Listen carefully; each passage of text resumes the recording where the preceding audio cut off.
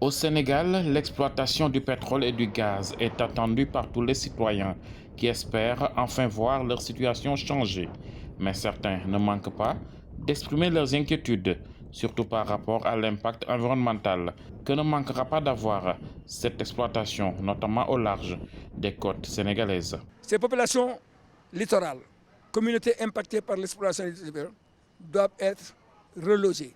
Nous devons faire de sorte qu'une relocalisation soit effective. Parce que la cohabitation pêche-pétrole connaîtra des problèmes, encore que l'environnement sera encore déformé et transformé.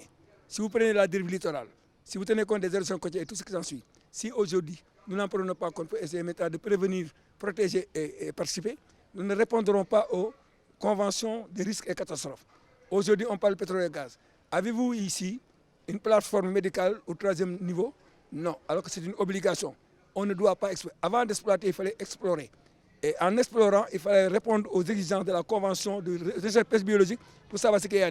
Les populations vont en tout cas être privées de quoi nourrir leurs enfants par poisson, mais devraient aussi quitter les lieux de la façade maritime pour être relogés. Vous savez, ce sera très compliqué, mais je dis que ce n'est pas seulement le Sénégal qui a le pétrole ou bien le gaz, mais dans d'autres pays, ils ont le pétrole et le gaz depuis que le monde est monde, comme on dit.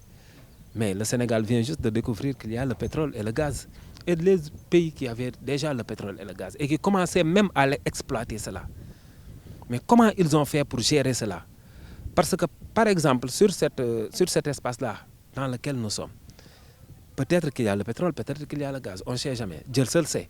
Mais si un jour on vient nous dire qu'ici il y a le pétrole, il y a le gaz, l'exploitation c'est pour le peuple sénégalais. Si moi je suis là, j'ai construit ma maison ici, je ne pourrais pas empêcher à l'État de le faire. Les pêcheurs ne sont pas les seuls pour qui il faut avoir peur. Les populations riveraines qui risquent de quitter les lieux doivent aussi être considérées et indemnisées à la hauteur du préjudice causé. Et dans toute cette inquiétude, certains promoteurs véreux ne manqueront pas de vouloir faire des affaires sur le dos des populations.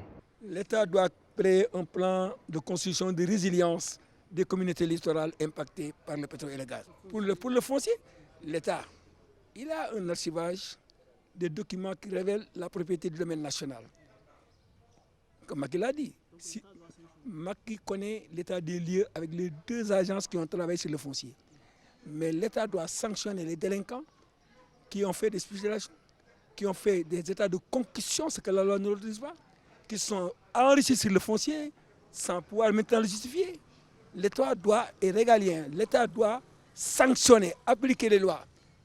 Les résumés, les conclusions de OFNAC sur certains cas de fonciers doivent faire l'objet d'une sanction. Il y a des droits. Par exemple, tu viens sur un terrain, il n'y a pas de construction, là, rien du tout. Fais des enquêtes, à savoir le propriétaire, quel papier il a.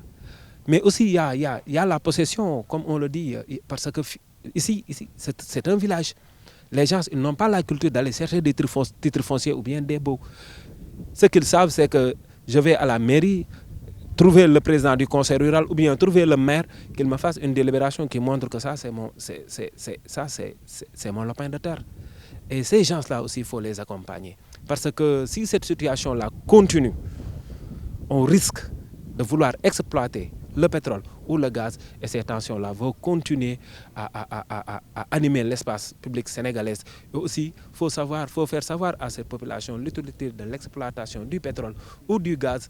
Et je pense qu'avec aussi des impenses qui accompagneront ces populations-là, tout pourra se produire dans les règles de l'art. Le président Macky Sall, qui veut éviter toute polémique sur l'exploitation du pétrole et du gaz, a plusieurs fois indiqué avancer dans une gestion prudente, inclusive et durable pour promouvoir la transparence afin que les ressources du pays ne soient pas source de conflits.